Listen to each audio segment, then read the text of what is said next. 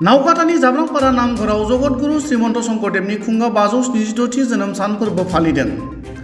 जगतगुरु श्रीमन्त शंकरदेवनि जोनोम सानजों लोब्बा लाखिनानै मुलुग गोजोननि थाखाय धोरोमारि हानजा सुरनाय आरो धोरोमारि सावरायनाय हाबाफारि जालाङो।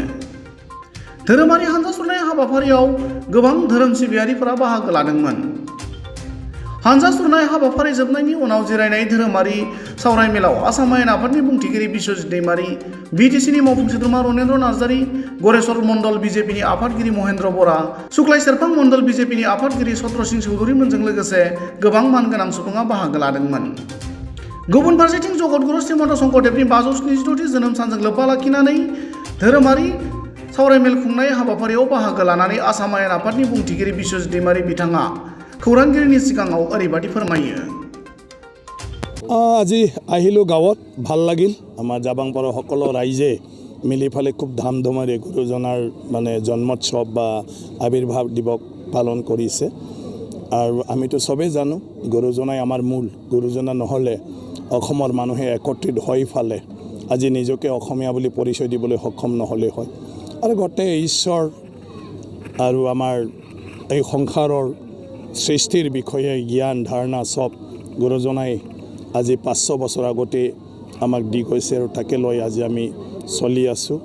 গুৰু অবিহনে একো হ'ব নোৱাৰে। গতিকে গুৰুক আমি ভক্তি কৰাই মাত্ৰ নহয়, সদায় স্মৰণ কৰিব লাগিব। তেওঁৰ যিখিনি উপদেশ এইবিলাকো আমাৰ চৰ্চা হ'ব লাগে, যাতে আহি থকা প্ৰজন্মও সেইটো শিকি যায়। 500 বছৰ অসমীয়া সমাজে ধৰি ৰাখিছে গুৰুজনাৰ গোটেই আদৰ্শৰ কথা, তেওঁৰ কৰ্ম সকলো। গতিকে আহি থকা দিনটোতো যাতে আমাৰ ভৱিষ্যত প্ৰজন্মই ধৰি থাকিব পাৰে। গতিকে তেনেকুৱা ধৰণৰ অনুষ্ঠানৰ মাজেদি মই ভাবোঁ চিৰযুগামী আমাৰ অসমীয়া জাতিয়ে আমাৰ গুৰুজনাক সদায় তেওঁৰ কৰ্মটো মানুহৰ মাজত প্ৰচাৰ কৰিব পাৰিব আৰু সদায় সেইটো ধৰি ৰাখিব পাৰিব।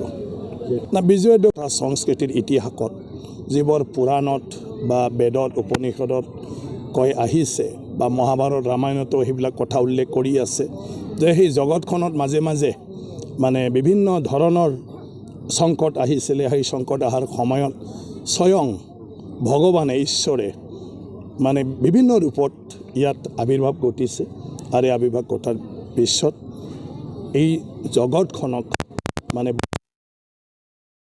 গতিকে বিজয়া দশমীও সেইটোৰে এটা ইতিহাস যে আমাৰ যেতিয়া দস্য মহিষাসুৰে এই গোটেই সংসাৰখন ধ্বংস কৰিবলৈ লৈছিলে তেতিয়া দেৱী পাৰ্বতীয়ে দুৰ্গা ৰূপত ইয়াত আগমন ঘটিছিল আৰু সেই হিচাপে তেওঁৰ হাতৰ পৰা তেওঁক বধ কৰি ফালে এই জগতখন ৰক্ষা কৰিছিল বা এই সংসাৰখনক ৰক্ষা কৰিছিল।